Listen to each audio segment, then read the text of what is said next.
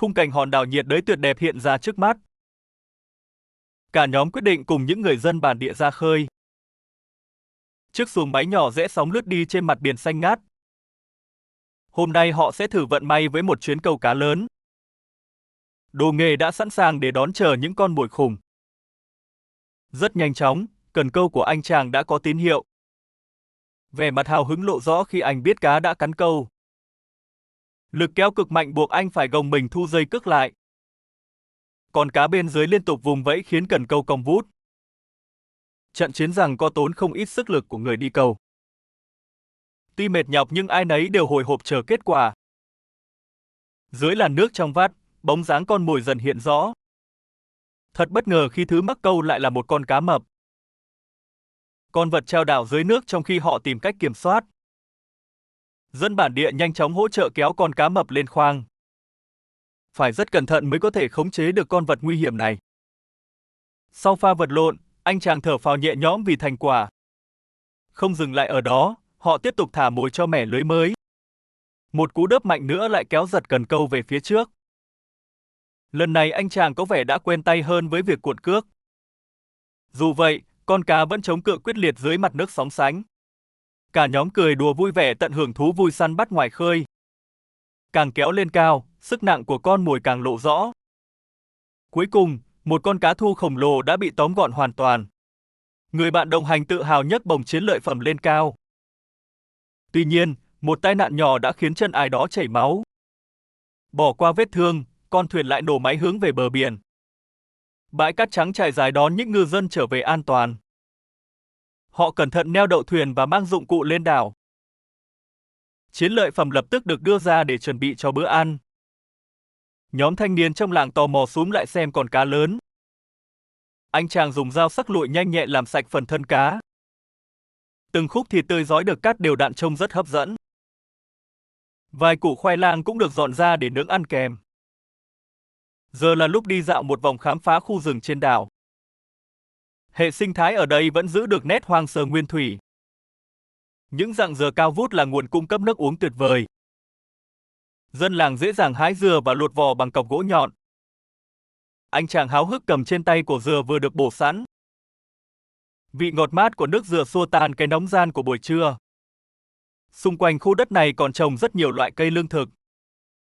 Anh chàng giới thiệu khu vườn cung cấp rau củ cho cả làng. Một cây đu đủ trĩu cổ xanh mướt mọc ngay lối đi lại. Những chiếc lá hình tim to bản cũng là một loại cây ăn được. Nhờ nguồn thức ăn dồi dào, cuộc sống nơi đây luôn no đủ.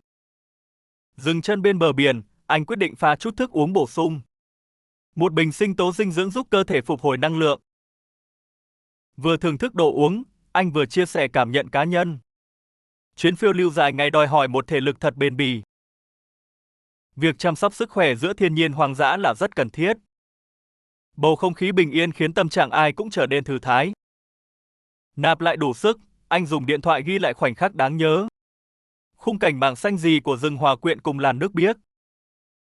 Hành trình tiếp tục dẫn họ đi sâu hơn vào bên trong hòn đảo.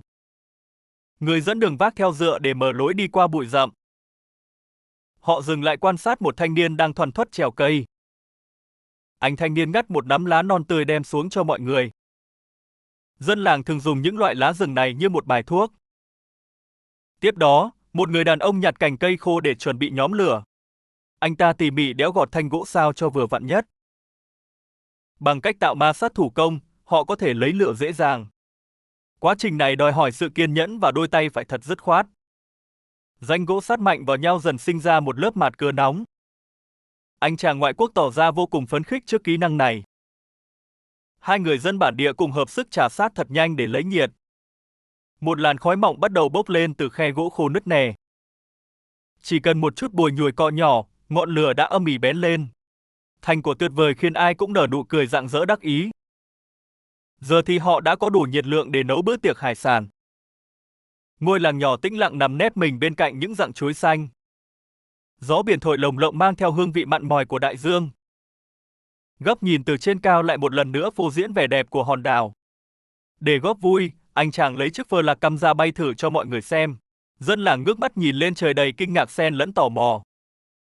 Thiết bị bay không người lái dường như là một phép màu với họ. Những nụ cười tươi rói nở trên môi những con người chân chất. Chiếc phờ là cam lượn lờ quay lại thu gọn chiếc máy bay nhỏ vào tay. Mọi người trêu đùa nhau vui vẻ dưới bóng mát của tán bảng biển. Lúc này, bếp lửa dã chiến cũng đã rực hồng nhờ củi khô bén lửa. Từng lát cá thu tươi rói được xếp gọn gàng trên vỉ nướng tự chế. Những củ khoai lang bọc giấy bạc cũng đang dần chín tới bên cạnh. Mùi thơm của hải sản nướng bắt đầu lan tỏa ngập tràn không gian. Anh chàng lại tiếp tục mang đồ chơi công nghệ ra giới thiệu. Một cụ ông chăm chú nhìn thiết bị lạ lẫm với vẻ đầy thích thú. Trên bếp, các thớ thịt cá đã xém vàng và tươm mỡ béo ngậy. Cả nhóm thong thả tận hưởng bữa tiệc hoang dã vô cùng ấm áp. Cuộn dây thừng được thu lại để chuẩn bị cho bữa trưa. Trên bếp lửa, những gói thức ăn đang tỏa mùi thơm phức. Trên vỉ nướng, những khúc cá biển dần chín tới và tỏa mùi thơm. Chúng được bày biện gọn gàng lên những tàu lá chuối xanh. Khoai lang nướng cháy vỏ cũng được cẩn thận cắt ra từng miếng. Một chút nước sốt đậm đà được rưới lên để tăng hương vị. Cả nhóm quây quần thưởng thức bữa ăn hoang dã cực kỳ ngon miệng. Vừa ăn uống no nê, họ vừa thoải mái trò chuyện cùng nhau. Người dân bản địa bắt đầu chuẩn bị một loại thuốc hút truyền thống. Một ống điếu bằng tre được chế tác cẩn thận ngay tại chỗ. Lá thuốc được cuộn khéo léo rồi nhét vào đầu ống tre. Anh chàng hào hứng nhận lấy và tò mò rít thử một hơi. Trải nghiệm thú vị này khiến ai nấy đều bật cười sảng khoái. Chiều đến, cả nhóm ngả lưng nghỉ ngơi ngay trên tấm bạt trải. Các cụ ông trên đảo cũng ngồi hóng mát dưới tán cây râm. Đợi cơn nắng gắt qua đi, họ bắt đầu dục dịch ra biển. Một chiếc thuyền độc mộc nhỏ bé đưa anh chàng chèo ra xa bờ. Làn nước trong vắt để lộ rõ những dạn san hô tuyệt đẹp. Anh nhanh chóng phát hiện bóng dáng con mồi và nâng mũi lao lên. Vẫn chưa có cơ hội, anh đành chèo xuồng đi tìm mục tiêu khác. Một cú phóng lao dứt khoát được tung ra nhưng lại trượt mục tiêu. Đang mải mê săn cá thì một sự cố bất ngờ ập đến. Nước biển bắt đầu rò rỉ mạnh và tràn ngập vào trong lòng thuyền. Sự cố dở khóc dở cười này buộc anh phải bỏ dở chuyến đi. Hóa ra đáy thuyền đã được chắp vá bằng những đường khâu tạm bợ. Không thể đi tiếp, họ đành phải chuyển sang chiếc xuồng máy lớn hơn. Lần này xuồng chạy thẳng ra khu vực nước sâu ngoài khơi xa. Người thợ lặn lập tức lao mình xuống đại dương xanh thẳm tìm cá. Ở dưới đáy biển sâu, súng bắn cá đã nhắm thẳng vào mục tiêu. Ngay khi bóp cò, mũi tên lao vút đi ghim chặt lấy con cá. Đó là một con cá thu cực lớn vùng vẫy dữ dội trên mặt nước. Chiến lợi phẩm tuyệt vời này được đưa lên thuyền trong sự phấn khích. Không dừng lại, thợ lặn tiếp tục ngắm bắn một con mồi thứ hai. Lại thêm một cú bắn chuẩn xác hạ gục con cá một cách nhanh gọn. Nỗ lực tuyệt vời đã mang về mẹ cá lớn ngoài mong đợi. Chuyến đi săn kết thúc, chiếc xuồng máy nhổ neo quay lại khu cắm trại. Đám trẻ trên đảo ùa ra xem những con cá khổng lồ cập bờ. Anh chàng vô cùng tự hào khoe thành của tươi rói của cả nhóm. Cùng lúc đó, người dân bản địa cũng đang mổ thịt một con cá mập. Cá được sơ chế cẩn thận để chuẩn bị cho bữa tiệc buổi tối. Dưới ánh hoàng hôn, cả nhóm vui vẻ nâng ly chúc mừng ngày bội thu. Mở đầu chuyến sinh tồn khắc nghiệt, anh chàng may mắn nhặt được chai nước giạt vào bờ. Tuy nhiên, lượng nước ít ỏi này buộc anh phải tiến vào bìa rừng để tìm thêm nguồn sống. Dọc theo bãi cát đầy rác thải, anh giáng nhặt nhạnh những chai nhựa cũ bị sóng đánh giạt. Thật may vì bên trong một vài vỏ chai này vẫn còn đọng lại chút nước ngọt quý giá.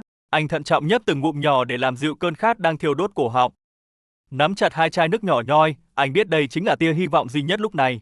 Tiếp tục bước đi trên mặt cát, anh tình cờ nhặt được một hạt hạnh nhân biển trôi giạt. Đây là nguồn cung cấp tinh bột hiếm hoi có thể giúp anh lót dạ qua cơn đói cồn cào. Bất chợt phóng tầm mắt ra xa, vùng biển hoang sơ hiện lên vẻ đẹp hòa lẫn cùng sự chết chóc. Anh bàng hoàng phát hiện đàn cá mập khát máu đang ráo riết tuần tra ở vùng nước nông. Những đợt sóng dồn dập mang theo bầy sát thủ khiến ý định lội ra bắt cá đành phải hoãn lại. Không thể mạo hiểm mạng sống dưới nước, anh quyết định xoay chuyển phương án tìm thức ăn ngay lập tức. Thu dọn chiếc áo khoác làm hành trang, anh quay gót trở lại bãi biển để mở đường sống khác. Lần theo dấu chân thằn lằn hằn rõ trên nền cát, anh khấp khởi hy vọng sẽ tóm được con mồi. Ngay cạnh đó, một đụ đất phồng lên đầy khả nghi giữa bãi rác bỗng thu hút sự chú ý. Dựa vào kinh nghiệm, anh nhận ra đây chính là tổ ấp trứng khổng lồ của loài chim hoang dã. Lẫn trong mớ rác thải bừa bộn, anh bắt đầu hì hục đào xới để tìm kiếm chút dinh dưỡng. Vừa bới móc từng mảng rễ cây, anh vừa hy vọng sẽ moi được quả trứng tươi ngon cất giấu bên dưới. Dù mồ hôi nhễ nhại, việc đào bới ổ trứng bằng tay không bắt đầu khiến anh cảm thấy đuối sức. Thậm chí, anh còn nằm rạp hẳn xuống nền đất để thò tay vào sâu tận cùng của cái hố. Kiệt quệ sau một hồi đánh vật với đống bùn, anh nhận ra ổ trứng này dường như đã bị bỏ hoang. Không vội nản lòng, chàng trai lại cặm cụi bới móc đống rác thải sinh hoạt vứt ngổn ngang dọc bờ biển. Bãi phế liệu khổng lồ này phần nào minh chứng cho sức tàn phá kinh khủng của nền văn minh con người. Bất ngờ thay, một chiếc vỏ ốc Anh Vũ tuyệt đẹp với hoa văn rực rỡ lại nằm vương vãi trên mặt cát. Khẽ mỉm cười với món quà nhỏ bé, anh lượm lặt thêm vài vật dụng bằng nhựa có thể tái sử dụng. Từ chiếc can nhựa đến cái bật lửa hỏng, tất cả đều mang theo tiềm năng cứu mạng anh lúc ngặt nghèo. Sự vắt kiệt thể lực liên tục buộc anh phải lùi bước vào dưới gốc cổ thụ sum xuê để nghỉ ngơi. Giữa chốn hoang dã u ám, anh bỗng hoài niệm về người bạn đồng hành trong những chuyến phiêu lưu trước đây. Khung cảnh đôi lứa bình tĩnh tự tại trên dải cát hẹp giữa đại dương hiện về như một liều thuốc tinh thần mạnh mẽ. Anh nhớ lại những lời khuyên tâm lý quý giá từng giúp bản thân gạt bỏ rào cản sợ hãi để sống tiếp. Phút giây bơi lội vui đùa tự do dưới làn nước biển trong xanh đang vỗ về ý chí sinh tồn tưởng chừng đã cạn kiệt. Dù những mảnh ghép cuộc sống có xáo trộn đến đâu, sự đồng cảm bao giờ cũng là chìa khóa để vượt qua. Ký ức lãng mạn bên dòng thác mát lạnh thôi thúc anh phải mau chóng đứng dậy đi tìm nguồn nước ngọt mới. Cất vội đoạn ký ức rực rỡ, anh quyết định xốc lại hành trang để đối mặt với thử thách rừng xanh thực tại. Tán cây rậm rạp đan xen che khuất mọi tia nắng mặt trời tạo nên một không gian vô cùng u ám, ngột ngạt. Lần mò từng bước chân qua lớp cỏ mục, anh tìm thấy một đầm lầy đọng nước tối tăm ngay giữa thung lũng. Vừa vụt tay xuống dòng bùn để rửa mặt, anh liền tuyệt vọng nhận ra đây chỉ là thứ nước lợ mặn chát. Nhìn bao quát từ trên cao, khu đầm lầy này trông giống như một chiếc bẫy chết người ẩn chứa vô vàn rủi ro. Ngay lúc định bỏ cuộc, anh vô tình vớt được chiếc mũ bảo hộ bằng nhựa cũ chứa đầy thứ nước đục ngầu. Dù bên trong đổi đầy váng bùn đất và bọ gậy lít nhít, anh vẫn không còn sự lựa chọn nào khác an toàn hơn. Cơn khát cháy bỏng ruột gan tàn nhẫn ép buộc anh phải uống thứ nước nhờ nhớp này để duy trì nhịp tim. Gồng mình nhắm chặt mắt, anh can đảm nốc ực ngụm nước bẩn, cầu mong sau dạ dày không bị nhiễm trùng nặng nề. Tiếp tục đi thêm một đoạn, thân khúc gỗ dừa mục nát trên mặt đất lập tức thu hút sự thèm thuồng của anh. Trong đầu anh chợt hiện ra hình ảnh món ấu trùng béo ngậy mà một người thổ dân bản địa từng mời thưởng thức. Chẳng chần chừ lâu, anh dùng một nhánh cây cứng cậy tung lớp vỏ mục ra để lùng sục những con bọ mập mạp. Từng mảng gỗ mùn vỡ nát dần nhường chỗ cho nguồn tơ tin sinh tồn hoang dã vô cùng quý giá ẩn giấu bên trong. Lộ diện trước mắt anh giờ đây là một con đuông dừa béo múc míp đang liên tục ngo ngoại thân mình tròn quay. Cố gắng vượt qua cảm giác ghê rợn trào dâng, anh dứt khoát đưa thẳng sinh vật sống này vào trong khoang miệng. Thế nhưng, mùi vị kinh tởm tanh nồng của con nhộng khiến anh suýt nữa thì nôn thốc nôn tháo ra hết thảy. Để dập tắt vị giác tồi tệ, anh may mắn hái được một quả dừa non màu xanh định bụng sẽ dùng để tráng bao tử. Sẵn đã lấy lại tinh thần, anh đặt hạt hạnh nhân biển tìm được ban sáng lên tảng đá lớn rồi đập nát lớp vỏ. Dù phần thịt nhân chỉ bé xíu mỏng manh, nó vẫn đủ sức xoa dịu đi cái dạ dày đang cồn cào biểu tình dữ dội. Cứ thế, anh hì hục nện đá đập hết hạt này đến hạt khác để chắt mót từng chút xíu lượng mỡ và dinh dưỡng. Làm xong bữa lót dạ, anh bung dựa chặt bắt đầu của dừa non dốc ngược để ngực nốc cạn dòng nước tinh khiết. Quay lại lang thang ven bìa rừng, anh mừng rỡ tột độ khi phát hiện ra một luống chanh dây hoang đang leo đầy mặt đất. Lớp màng lưới bảo vệ kỳ lạ nhanh chóng bị bóc đi, để lộ của chanh rừng nhỏ xíu nhưng chín vàng ươm hấp dẫn. Vị chua ngọt thanh mát lập tức bùng nổ, khiến anh không khỏi gật gù xít xoa tán thưởng hương vị thơm ngon của thiên nhiên.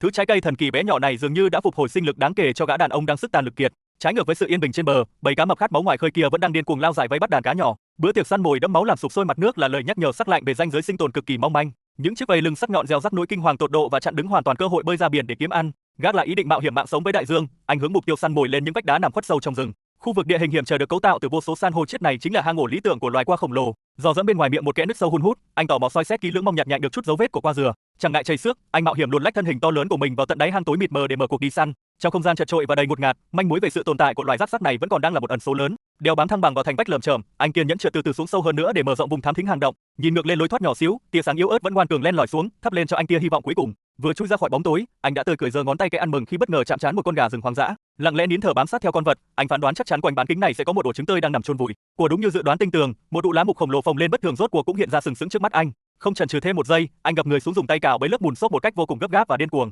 Thế nhưng, sự thất vọng lại một lần nữa bổ vây khi bên dưới cái hố đất đầy hứa hẹn ấy hoàn toàn trống rỗng không có gì. Buông xuôi đống lá mục sơ xác, anh chợt lóe lên niềm vui rạng rỡ khi đụng độ một chú qua dừa đang nép mình trong hốc đá sát đất. Sinh vật thông minh liền thụt sâu vào trong khe kẹp hẹp hòng trốn tránh đôi bàn tay thô ráp của kẻ đang hừng hực đói khát. Loay hay tìm góc độ khác, một kẽ nứt sâu thẳm đen kịt bị những chùm rễ cây lớn vây chặt lập tức phô diễn ra ngay bên cạnh. Chiếu tia nhìn sắc bén vào bóng tối thăm thẳm, anh thầm mong chờ sẽ có cơ hội tóm gọn được một con mồi to lớn hơn thay thế. Lang thang lật tung từng mảng san hô vỡ, anh nhặt được chiếc vỏ ốc tuyệt đẹp nằm chồng chơ một mình giữa đám rễ ngoằn ngoèo. Dẫu có phần bắt mắt, nhưng phần thịt cất giấu bên trong lại thuộc về một con quạ ẩn sĩ cực kỳ khó nhằn và không đáng nỗ lực. Chán nản vứt trả con quạ nhỏ vô dụng xuống lá, anh sải bước tiến thẳng đến một hầm rễ cây chằng chịt đang có dấu hiệu cử động. Ngay thời khắc thò sâu cánh tay vào kẽ hở, anh đã phải siết chặt cơ bắp để kéo tuột ra ngoài một khối vật chất nặng trĩu. Đó thực sự là một siêu qua dừa có kích thước vĩ đại đang thị uy thứ sức mạnh kinh hoàng bằng cặp càng kẹp to tướng của mình. Chiêm ngưỡng tròn vẹn tuyệt tác sống động của tự nhiên, lòng trắc ẩn trỗi dậy khiến anh quyết định thả tự do cho sinh vật hùng vĩ này. Trở lại bãi biển xám xịt với hai bàn tay trắng, cơn đói khát bám giết tàn nhẫn trên từng nhịp thở yếu ớt của người lữ khách. Vô tình phát hiện thấy một vạt đất mới bị cào tơi, chút hy vọng cuối cùng le lói lại lóe sáng dẫn lối anh đi tìm một trứng ẩn giấu. Chớ trêu thay cho số phận, sau hàng loạt cái cào bới đầy khắc khoải, thứ chờ đón người đàn ông vẫn chỉ là sự trống rỗng đến não lòng. Gác lại nỗi thất vọng, anh gom chút sức tàn để nhen nhóm ngọn lửa. Chút tàn lửa vừa lóe lên đã vội lụi tàn khiến anh không khỏi hụt hẫng. Mọi nỗ lực tuyệt vọng nãy giờ dường như vẫn chỉ chìm trong sự vô ích. Việc lãng phí thời gian để rình rập những tổ chim hiếm hoi giữa rừng đã buộc anh vội vã đánh lửa lại khi bóng tối đang dần bủa vây. Bàn tay phồng rộp liên tục xoa mạnh thanh gỗ để tạo ra đủ ma sát. Anh vội vàng tăng tốc độ khoan gỗ để mong tạo được mồi lửa thật sự. Thế nhưng ngọn lửa chưa kịp bùng lên thì anh đã gục ngã vì kiệt sức. Không can tâm, người lữ khách lại dồn chút sức tàn vào từng nhịp say cuối. Nhưng màn đêm cuối cùng cũng buông xuống, nhấn chìm anh trong cái lạnh lẽo. Cơ thể mệt nhoài dường như đã đến giới hạn, đành lùi thủi thu mình qua đêm. Bắt đầu ngày sinh tồn, anh chàng nhanh chóng vót nhọn một cành cây khô. Ngay sau đó, anh nhặt được 2 quả dừa dụng để làm bữa lót dạ.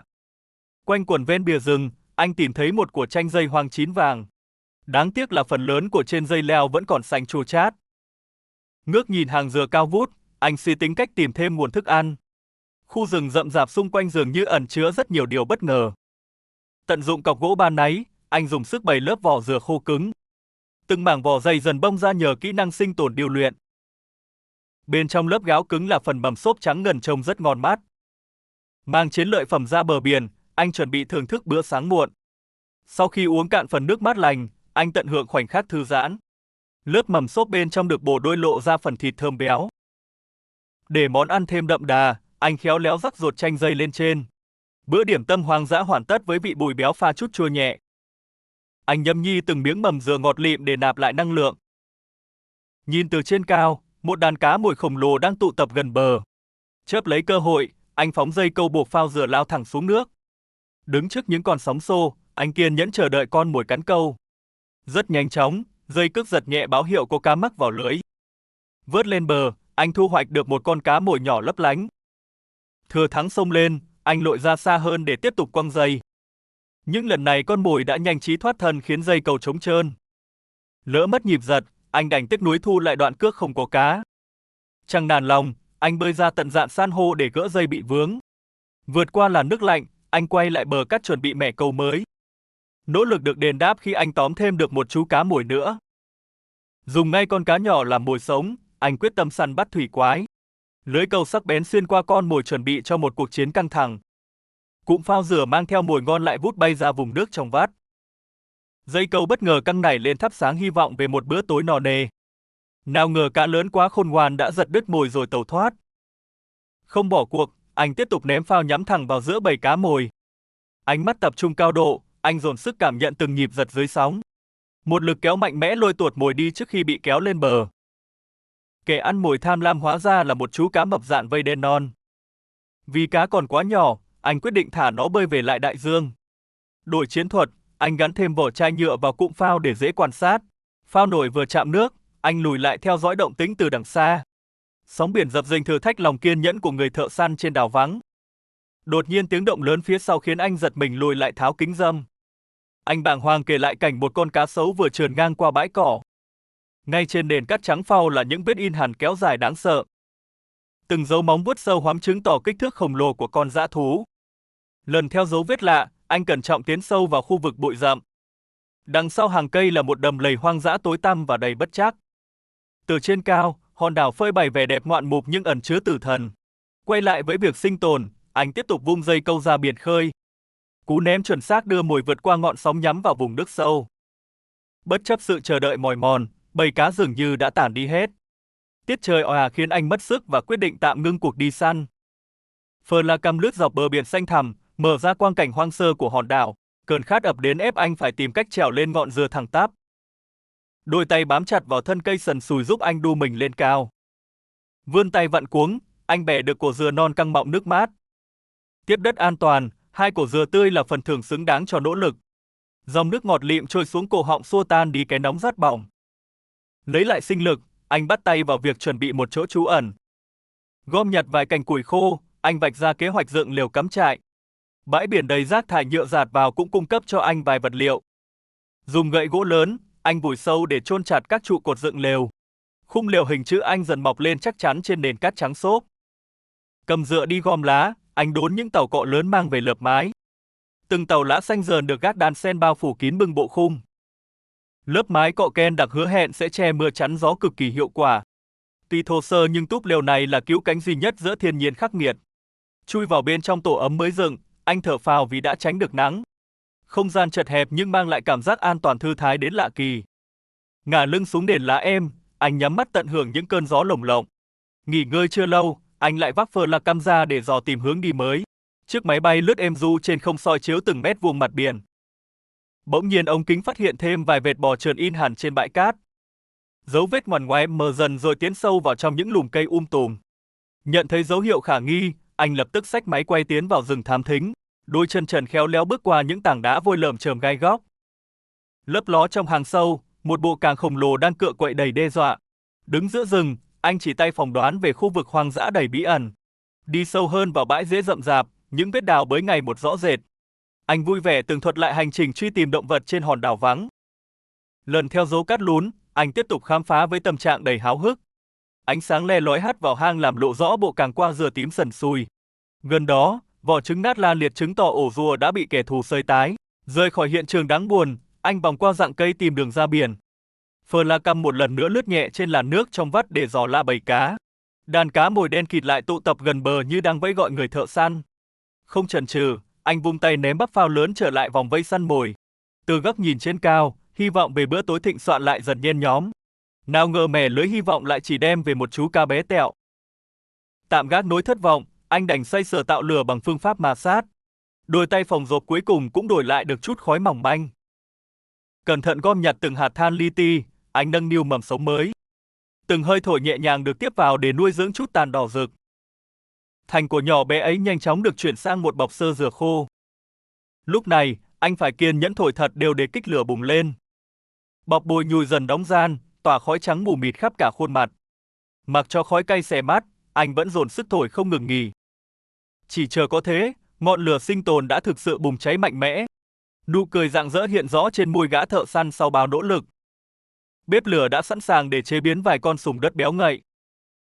Bữa tối đạm bạc với cá nhỏ và côn trùng từ từ chín trên than hồng. Trái dừa tươi ngọt mát giúp anh gỡ gạc lại chút sức lực sau một ngày. Chợt ký tự về những người bạn đồng hành mất tích lại ùa về ám ảnh. Trở lại thực tại tàn khốc, anh ngán ngẩm nhìn xiên thức ăn khô khốc. Nhân mặt nhai phần cá đầy xương vụn, anh cố nuốt để duy trì sinh mệnh. Bữa ăn tồi tệ kết thúc chóng vánh trong tiếng thở dài giữa màn đêm. Nằm trong túp lều lá, cái bụng đói cồn cào khiến anh chẳng thể chợp mắt. Rời khỏi lều, ánh đèn pin soi rọi màn đêm tìm kiếm thức ăn lót dạ. Chẳng mấy chốc, một con qua dừa khổng lồ đã lộ diện ngay dưới rễ cây. Quét đèn quanh vách đá, anh lại phát hiện thêm một mục tiêu to lớn khác. Bằng tay không, gã thợ săn khéo léo tóm gọn sinh vật giáp xác bệ vệ. Kích thước khủng của con mồi hứa hẹn một bữa tiệc no nê vào ngày mai. Nào ngờ anh lại nương tay và thả con vật về lại vách đá tăm tối. Bỏ qua bữa ăn ngon, bước chân đơn độc tiếp tục tiến sâu vào rừng thẳm. Nhóm người đang căng sức vật lộn với cần câu giữa biển khơi. Họ vội vã chỉ tay khi phát hiện sinh vật lạ đang bám theo mồi. Nhưng bầy cá mập háu đói đã nhanh chóng nâng tay trên con mồi. Nào ngờ một con cá mập trong số đó đã vô tình cắn phải lưỡi câu. Không chút chần chừ, họ dùng giáo để tóm gọn con thủy quái lên thuyền. Cá mập tuy lạ miệng nhưng lại là nguồn thực phẩm dồi dào trên đảo. Sau khi thu hoạch lớn, cả đội tiếp tục quăng cần chờ vận may mới. Lát sau, sức kéo cực mạnh truyền đến làm chiếc cần cong vút. Người đàn ông phải dồn toàn lực để giằng co với sinh vật bên dưới. Dù đã rã rời, họ vẫn cố giữ chắc dây cước để mồi không sổng mất. Cuối cùng, bóng dáng con mồi khổng lồ cũng dần hiện lên mặt nước. Hóa ra đó là một con cá thu Tây Ban Nha với kích thước khủng. Nhóm bạn cẩn thận dìu con cá sát vào mạn thuyền để dễ dàng bắt gọn. Chàng trai bản địa tự hào nhấc bổng chiến lợi phẩm lên bằng đôi tay trần. Nhưng hàm răng sắc bén của nó đã vô tình cứa rách bắp chân anh ta. Dù vậy, cả nhóm vẫn hân hoan nhổ neo tiến thẳng về phía hòn đảo. Nơi đây hiện ra tuyệt đẹp với bờ cát trắng mịn và làn nước xanh ngát. Cập bến an toàn, họ bắt tay vào dọn dẹp và bảo dưỡng lại con thuyền. Xong xuôi, nhóm bạn vui vẻ tiến vào chào hỏi những người dân trên đảo. Con cá mập săn lập tức được mang ra chia sẻ cùng mọi người. Cùng lúc đó, con cá thu khổng lồ cũng được chuẩn bị cho bữa trưa. Anh chàng khéo léo liêu rau cắt cá thành những lát phi lê đều tăm tắp. Vài củ khoai lang cũng được mang đi rửa sạch để làm món ăn kèm. Nhờ đất đai chủ phú, cây cối trên đảo luôn phát triển vô cùng xanh tốt. Người dân bản địa nhiệt tình dẫn họ đi hái những trái dừa tươi ngon nhất. Những ngọn dừa cao vút mang lại nguồn nước uống giải khát vô cùng tuyệt vời. Lớp vỏ cứng cáp nhanh chóng bị phạt tung bởi nhát dựa đầy điêu luyện. Dòng nước ngọt lịm chảy xuống cổ họng xua tan đi cái nóng oi ả. Tiếp đó, cả nhóm tiến sâu hơn để khám phá khu vườn trồng trọt quy mô. Nơi đây trồng đủ loại cây lương thực do người dân tự tay chăm bón. Thiên nhiên nơi đây ban tặng mọi thứ cần thiết để duy trì sự sống. Thậm chí có cả một cây đu đủ chĩu của hứa hẹn những bữa ăn ngon. Vài bụi gừng dại mọc rải rác cũng là thứ gia vị không thể thiếu. Bên cạnh đó là khoai lang và sắn mọc san sát nhau dưới nền đất ẩm. Trở lại bãi biển, anh chàng chia sẻ cảm nhận về trải nghiệm đầy thú vị. Để chuẩn bị bữa trưa, dân đảo bắt đầu tìm kiếm vật liệu nhóm lửa. Một loại lá có khả năng bắt lửa tốt được lượm nhặt cẩn thận mang về. Họ còn thoăn thoắt trèo lên cây cao để chặt thêm những thân gỗ phù hợp. Những cành cây này sau đó được vót nhọn và chẻ ra vô cùng tỉ mỉ. Mọi công đoạn đều được thực hiện thủ công bằng con dao quắm quen thuộc. Dù gỗ còn khá âm, họ vẫn quyết định dùng kỹ thuật cọ sát truyền thống. Hai người thay phiên nhau chà sát liên tục với tốc độ ngày một tăng dần. Lượng mùn cưa sinh ra tích tụ dưới rãnh gỗ báo hiệu than đang hình thành. Chỉ một lát sau, khói đã bắt đầu bốc lên từ khúc củi đang cọ sát. Lực tay lúc này càng được dồn mạnh hơn để tạo ra nguồn nhiệt đủ lớn. Tốc độ thoăn thoắt khiến màn khói bốc lên mù mịt bao trùm cả khe gỗ. Cục than hồng rực nhỏ xíu rốt cuộc cũng hiện ra sau bao nỗ lực. Mọi người vui mừng khi mầm lửa được ấp ủ cẩn thận trong mớ lá khô. Nhờ hơi thổi nhẹ nhàng, ngọn lửa lan nhanh rồi bùng lên mạnh mẽ. Tranh thủ chờ đợi, anh dạo quanh ngắm nhìn những căn chòi lợp lá vững chãi. Anh quyết định mang flash ra để ghi lại toàn cảnh vẻ đẹp của hòn đảo.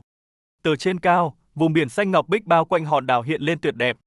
Dân bản địa không khỏi trầm trồ khi lần đầu thấy công nghệ hiện đại này. Họ tò mò nhìn chằm chằm vào màn hình rồi vẫy tay chào chiếc máy bay. Ai nấy đều thích thú trước khung cảnh quen thuộc được quay từ góc độ khác. Chiếc flash từ từ hạ độ cao ghi trọn khoảnh khắc rạng rỡ của cả nhóm. Bầu không khí yên ả bỗng trở nên rộn ràng nhờ chiếc máy bay ghi hình. Giờ đây, những củ khoai bọc giấy bạc đã được vùi cẩn thận vào đống than. Ngọn lửa được canh chừng vừa vặn để khoai chín mềm mà không bị khét. Từng miếng cá thu tươi rói cũng lần lượt được xếp ngay ngắn lên vỉ nướng. Việc nướng trên những cành cây tươi giúp miếng cá giữ được độ ẩm hoàn hảo. Chiếc đuôi cá nằm chễm chệ phảng phất hương vị hoang dã đầy kích thích. Bữa tiệc thịnh soạn đang hoàn thiện trong sự háo hức chờ đợi của mọi người. Trong lúc rảnh rỗi, anh bạn lại hướng dẫn người dân cách điều khiển chiếc flash.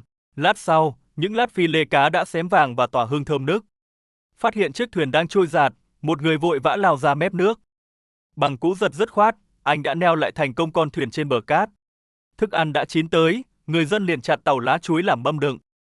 Việc dọn cỗ bằng lá khiến bữa ăn càng thêm phần mộc mạc và dân dã. Lát cá bốc khói cùng khoai nóng hổi lần lượt được gắp ra chiếc mầm lá. Phần thịt trắng ngần ẩn dưới lớp vỏ cháy xém trông vô cùng hấp dẫn. Điểm nhấn tuyệt vời nhất chính là loại nước sốt đặc biệt được dưới lên trên. Bữa tiệc dọn xong, mọi người hào hứng thưởng thức thành của lao động của mình. Sự hòa quyện giữa cá nướng và nước sốt mang lại hương vị ngon khó cưỡng. Ai nấy đều cắn từng miếng lớn đầy mãn nguyện trong tiếng cười nói rộn vang. Bữa trưa kết thúc, người bản địa thong thả lấy lá cuốn thuốc để thư giãn. Thao tác nhồi thuốc điêu luyện phản ánh nếp sống mộc mạc của người dân đảo. Chuyến đi hôm nay không chỉ mang lại bữa no mà còn thắt chặt tình bạn. Trải nghiệm chia ngọt sẻ bùi nơi đảo hoang để lại một kỷ niệm vô giá. Lát sau, họ tìm một bóng râm lý tưởng dưới tán cây lớn để ngả lưng. Họ cùng nhau ngả lưng, chìm vào giấc ngủ yên ả bên tiếng sóng rì rào. Nhưng giấc mộng ngắn ngủi liền bị đánh thức khi người bạn khác mang cá về. Khung cảnh nhộn nhịp hứa hẹn một chuyến đi săn mới lại sắp sửa bắt đầu. Anh chàng nhanh chóng trèo xuồng ra vùng nước cạn để tìm kiếm mục tiêu. Cầm mũi giáo, anh nhắm thẳng vào sinh vật lướt dưới làn nước cạn trong vắt. Dù phóng trượt, nụ cười sảng khoái vẫn không tắt trên gương mặt người đi săn. Anh kiên nhẫn ngồi trên chiếc xuồng nhỏ để dò tìm dấu vết con mồi lẩn trốn. Chưa kịp ra tay thì một sự cố bất ngờ đã ập xuống đầu họ. Nước biển đột nhiên trào ngược vào trong qua lỗ thủng dưới đáy chiếc xuồng cũ. Tình thế nguy cấp buộc cả nhóm phải tạm dừng việc đi săn để xử lý. Nếu không khắc phục kịp thời thì con thuyền nhỏ này chắc chắn sẽ bị chìm. Kéo thuyền lên bờ, họ nhanh chóng bắt tay vào sửa chữa phần đáy bị nứt. Xong xuôi, cả nhóm cùng nhau đẩy thuyền xuống nước để tiếp tục chuyến đi săn. Dưới lòng đại dương xanh thẳm, người thợ lặn chuyên nghiệp bắt đầu sục sạo tìm kiếm. Đợi đúng thời cơ, anh dứt khoát bóp cò phóng mũi giáo thẳng về phía trước. Phát bắn cực kỳ chuẩn xác đã ghim chặt một con cá thu bơi ngang qua. Dù con vật cố vùng vẫy nhưng không thể thoát khỏi mũi giáo sắc bén kia. Bằng kỹ năng điêu luyện, anh nhanh chóng thu phục và đưa nó lên mặt nước. Con cá nhanh chóng được kéo lên thuyền trong sự reo hò của những người khác. Hành trình đi săn vẫn tiếp tục khi một mục tiêu khác lọt vào tầm ngắm. Bằng một cú đâm dứt khoát, chiến lợi phẩm thứ hai cũng nhanh chóng xa lưới. Xong xuôi, chiếc thuyền chở đầy chiến lợi phẩm thong thả rẽ sóng quay về bờ. Đám trẻ con trên đảo hào hứng chạy ùa ra tận mép nước để đón họ. Họ tự hào khoe những con cá khổng lồ vừa đánh bắt được với mọi người. Ngoài cá thu, họ còn mang về được cả một con cá mập khá lớn. Người dân địa phương nhanh chóng xẻ thịt con cá mập ngay trên bờ biển. Mọi người cùng nhau nâng ly bia ăn mừng cho một chuyến ra khơi đại thắng. Cuộc thám hiểm sinh tồn bắt đầu với chiến lợi phẩm đầu tiên dưới làn nước trong vắt. Anh cẩn thận lùng sục từng kẽ san hô để tìm kiếm những con mồi ẩn nấp. Dọc theo dạn đá ngầm, Sitterzik tiếp tục chuyến đi săn đầy hứa hẹn của mình. Nhắm thấy mục tiêu tiềm năng, anh dứt khoát lấy hơi lặn sâu xuống đáy cát trắng. Ngay lập tức, mũi giáo chuẩn xác ghim gọn một chú cá dạn đang trốn trong hang. Ở một khu vực khác, người đồng đội IC cũng đang ráo riết săn lùng dưới đáy biển. Bằng kinh nghiệm dày dặn, anh thò tay tóm gọn một con cá lẩn khuất trong khe đá. Chiến lợi phẩm tươi rói nhanh chóng được kéo ra khỏi hang trong sự phấn khích tột độ. Không dừng lại ở đó, Ensi tiếp tục bơi rảo quanh rạn san hô để tìm thêm mồi. Bất ngờ thay, một người bạn bản địa lại tình cờ tóm được một chú rùa biển. Nhưng thay vì giữ lại, họ vui vẻ chiêm ngưỡng rồi vỗ về thả nó bơi đi. Trở lại với công việc chính, mũi súng phóng lượn lại tiếp tục hướng về phía rạn đá. Nạn nhân tiếp theo là một con cá màu đỏ rực không may lọt vào tầm ngắm. Trong lúc tìm kiếm, Ensi vô tình đánh động một con lươn biển đang ẩn mình chờ mồi. Bỏ qua lươn biển, anh nhanh chóng hạ gục thêm một chú cá hanh vàng béo ngậy. Sâu cá vắt ngang hông mỗi lúc một nặng thêm chứng tỏ một buổi đi săn rất thành công. Xen lẫn giữa những bầy cá, họ còn nhặt được vỏ ốc biển tuyệt đẹp nằm trên cát. Nhô lên mặt nước, Sitterzic tự hào giơ cao sâu chiến lợi phẩm trĩu nặng của cả nhóm. Dù cơn mưa bất chợt kéo đến, niềm vui trúng bánh vẫn xua tan cái lạnh giữa biển khơi. Trên đường bơi về, mũi giáo vẫn kịp tóm thêm một con bú đốm đang nấp bên dưới. Cú đâm chốt hạ hoàn hảo khiến hai người thợ lặn đập tay ăn mừng đầy sảng khoái. Ngay cả khi vào vùng nước nông, họ vẫn không tha cho chú cá sọc nhỏ bơi ngang qua. Vừa đặt chân lên bờ cát, Sitterzic vui vẻ khoe ngay con cá sọc cuối cùng của buổi lặn. Toàn bộ mẻ cá rạn đa sắc màu được gỡ ra, báo hiệu một bữa tiệc linh đình sắp tới. Lượng thức ăn dồi dào này đủ để thết đãi cộng đồng người dân trên hòn đảo hoang sơ. Giờ là lúc họ mang cá về làng để chuẩn bị nấu nướng theo phong cách mộc mạc nhất. Mạch phim chuyển qua một ngày khác khi nhóm quyết định lặn xa bờ để tìm sinh vật lớn. Công sức lặn sâu được đền đáp bằng việc kim trúng một con cá hồng khổng lồ ngoạn mục. Ngay sau đó, Sitterzic khoe thêm một con cá chẽm to lớn với hàm răng sắc nhọn. Ôm con mồi nặng trịch trên tay, anh hớn hở bước vào khu vực bếp trại dợp bóng dừa. Trẻ em và phụ nữ trong làng lập tức quây quần lại để giúp sơ chế mẻ cá vừa câu. Khung cảnh tấp nập này chính là sự kiện tụ họp ăn uống thân mật thường nhật của dân đảo. Con cá khổng lồ được nhồi đầy hành tây và ớt tươi, đặt ngay ngắn trên tấm lá rừng to. Gói cá sau đó được lùi sâu vào đống than rực cùng với những củ khoai lang nướng xém. Khi đồ ăn chín, mọi người cẩn thận gắp từng gói lá đặt lên chiếc mâm đan bằng lá dừa. Mùi thơm nước mũi tỏa ra ngào ngạt khi lớp lá cháy đen được bóc ra để lộ thịt cá. Xung quanh mâm thết đãi còn có đầy đủ bưởi, bơ, chuối và củ của nướng bùi béo. Những người đàn ông quây quần trên nền đất, vui vẻ bốc tay thưởng thức bữa tiệc hoang dã. Trải nghiệm ẩm thực trọn vẹn này thực sự là phần thưởng vô giá cho sự vất vả ban sáng. Tranh thủ lúc no say, anh chàng mặc thử những mẫu áo phông mới để quảng bá. Sự ủng hộ của người xem qua những chiếc áo sẽ giúp họ tiếp tục duy trì hành trình khám phá. Hoạt động mới mở ra khi Sitterzic tiến vào rừng sâu, chặt đoạn dây leo dai chắc để làm bẫy. Anh dùng dựa chặt thêm vài cành cây nhỏ làm cọc, chuẩn bị thu phục mồi trên cạn. Nhưng kế hoạch gián đoạn khi thiết bị Flacam vô tình phát hiện đám đen đang tụ tập dưới nước. Qua màn hình, bầy cá đối đông đúc đang tung tăng bơi lội ngay vùng đầm lầy nông. Nhận thấy cơ hội vàng, Sitterzic lập tức bàn bạc chiến thuật bao vây đánh bắt cá tập thể. Anh cẩn thận nhìn lại vị trí đàn cá đối trên màn hình điện thoại trước khi kêu gọi mọi người. Cả làng nhanh chóng huy động mang theo chiếc lưới dài kéo ra vùng biển trong vắt tĩnh lặng. Nhìn từ trên cao, nhóm dân đảo chia nhau tản rộng thành một vòng cung khổng lồ lùa cá. Dưới ánh nắng lấp lánh, những bước chân lội bùn áp sát mục tiêu một cách hết sức nhịp nhàng. Đàn cá đối tinh danh bắt đầu đánh hơi thấy nguy hiểm và bơi tản vào các rạn san hô đen. Để ép chúng đi đúng hướng, Sitterzic liên tục đập gậy xuống nước tạo tiếng động xô đuổi. Vòng vây con người khép chặt dần, lùa đàn cá chạy hoảng loạn lao về phía lưới giăng sẵn. Dù lũ cá cố luồn lách qua kẽ hở san hô, sự phối hợp ăn ý đã chặn đứng mọi lối thoát. Cuối cùng, mặt nước vỡ oa bởi cú quẫy đạp tuyệt vọng khi bầy cá đâm sầm vào thành lưới. Họ nhanh tay vớt lên mặt nước những con cá đôi béo mập lấp lánh vảy bạc trong niềm hân hoan. Từng mắt lưới vướng đầy chiến lợi phẩm minh chứng cho chiến thuật dồn ép cá hoàn toàn thành công. Niềm vui chiến thắng hiện rõ trên khuôn mặt hai người thợ lặn khi nâng sâu cá lên cao. Bóng dáng nhóm người thong dong lội ngược dòng xách cá về bờ tạo nên khung cảnh thanh bình. Vừa đi dọc bãi biển, họ vừa rôm rả nói cười về mẹ lưới bao vây ngoạn mục vừa trải qua. Nguồn thực phẩm dồi dào tươi ngon này lại tiếp tục cung cấp dinh dưỡng cho cả cộng đồng làng.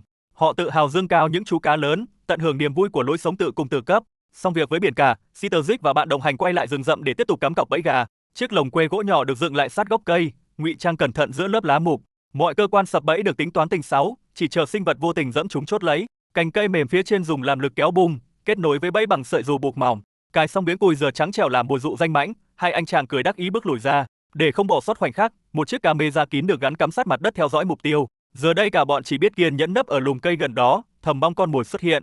Sitterzic kỹ tính lại chui ra kiểm tra chốt cần gạt thêm lần nữa cho chắc chắn độ nhạy của bẫy. Nửa của dừa thơm ngọt ngoan ngoãn nằm ở góc bẫy như trực chờ kẻ phàm ăn dính của lừa. Dù thời gian trôi vun vút qua camera giám sát góc hẹp, hiện trường rình rập vẫn tĩnh lặng như tờ. Mãi sau, một bóng lợn rừng đen chùi chũi đột ngột lượn lờ đánh hơi đống dừa nằm phía trong. Mở băng ghi hình thấy biến cố dở khóc dở cười này, mấy thanh niên chỉ biết ôm bụng cười sảng sặc. Vì thay vì lọt thỏm vào lồng, con heo rừng to khỏe nhai ngoảm lấy cùi dừa rồi tiện chân giẫm nát bẫy. Bao tính toán tinh 6 giờ tan thành mây khói, nhưng lại đem đến một phen giải trí bất ngờ. Quên đi chuyện bẫy heo xui xẻo, nhóm người thả lòng bước chân trần đi dạo vòng quanh khu rừng. Tiếc thay, cái bẫy cắm cọc kỹ càng giờ chỉ là những khúc que gãy ngổn ngang nằm buồn thiêu dưới đất. Nhưng với tinh thần ngoan cường, Sitterzic lại cần mẫn ngồi cắm cọc dựng nguyên trạng trước bẫy chim sập gãy. Trong lúc chờ đợi mồi xa lưới mỏi mòn, anh lôi chiếc súng đạn thun tự làm để giải khoanh ngắm bắn. Sitterzic vừa đi dạo quanh mấy vòng cây thưa rậm vừa vắt óc căng mắt dò tìm mục tiêu. Nhưng lũ chim chóc dường như quá thông minh để ló mặt chịu trận những viên sỏi bắn lên. Ngay cả người bản địa dày dặn kinh nghiệm cũng đành bó tay gãi đầu trước thiên nhiên hoang dã. Sau chuỗi ngày hoạt động trên cạn kiệt sức, cả nhóm lấy lại tinh thần lặn xuống làn nước đêm tĩnh lặng. Dưới ánh sáng rọi le lói, một đường phóng dứt khoát đã thu gọn thành công một chú mú đốm đang say ngủ. Phần thưởng xứng đáng nhất lọt vào mẻ lưới khuya chính là con tôm hùm khổng lồ sáng rực rỡ dưới biển sâu. Dưới dòng nước đêm, ánh đèn le lói dẫn đường cho thợ lặn tiến tới. Họ cẩn thận dọi đèn qua từng ngóc ngách cổ rạn san hô lởm chởm. Nhưng dòng chảy xiết khiến việc ngoi lên lấy hơi trở nên vô cùng khó nhọc. Dù vậy cả nhóm vẫn quyết tâm lặn sâu vào những hang hốc tối tăm. Nỗ lực được đền đáp khi anh tóm gọn một con tôm hùm khổng lồ. Ngay gần đó, một sinh vật kỳ lạ ngụy trang khéo léo trên nền san hô. Khi trở lên bờ, họ hào hứng bàn tán về những khó khăn vừa qua. Trước đó, anh từng liều lĩnh thò tay sâu vào khe đá đầy rủi ro. Cuối cùng chiến lợi phẩm cũng được trút xuống sàn gỗ ngay trong đêm. Kích thước của những con tôm hùm gai này vượt xa mọi sự tưởng tượng. Thậm chí họ còn bắt được loài tôm mũ ni có hương vị tuyệt hảo. Sáng hôm sau, mục tiêu chuyển sang đất liền khi họ đi kiểm tra bẫy. Chiếc bẫy đơn sơ gài mồi dừa tươi vẫn nằm im lìm giữa khu rừng. Lúc này máy quay hồng ngoại phát hiện một chú chim lò dò tiến đến. Nhưng sự thận trọng bẩm sinh khiến nó ngần ngại chưa dám bước vào trong.